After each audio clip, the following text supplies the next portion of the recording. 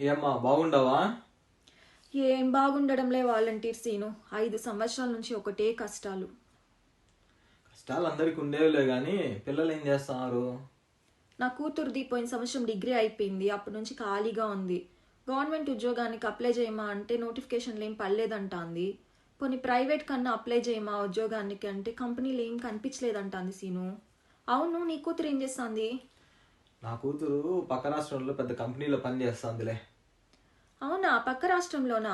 అదేంది సీను, మన సాక్షి టీవీలో జగనన్న ఏదో చాలా కంపెనీలు తెచ్చేసినాడని చెప్తా అన్నారు. మా పాప ఏమో ఆ కంపెనీలు కనిపించలేదని చెప్తా అంది. నాకు చదువు రాదు సీను, నేను ఎతకలేను.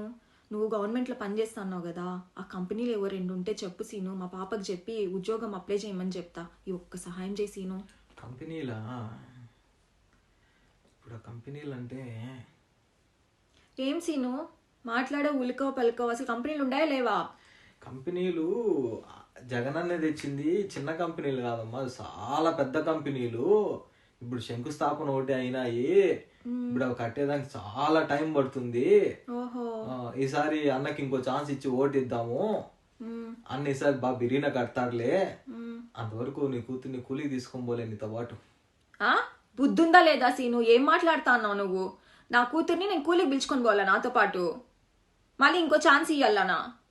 అసలు సిగ్గుందా నీకు? ఈ రాష్ట్రంలో ఉద్యోగం లేక నీ కూతుర్ని పక్క రాష్ట్రానికి పంపించినావు. నేను కూలి పనికి పోయి, నా బిడ్డ కూలి పనికి పోయి, దీనికోసమా వాళ్ళని కష్టపడి రూపాయి దాచిపెట్టి సంపాదించి వాళ్ళని చదివిపించింది. బుద్ధుండాలి సీను ఇలాంటి మాటలు మాట్లాడడానికి. అందుకే భావితరాల భవిష్యత్తు కోసం, మన బిడ్డల బాగు కోసం బాబు షూరిటీ, భవిష్యత్తు గ్యారంటీ. ఈసారి మనందరి ఓటు తెలుగుదేశం జనసేన పార్టీ కూటమికే.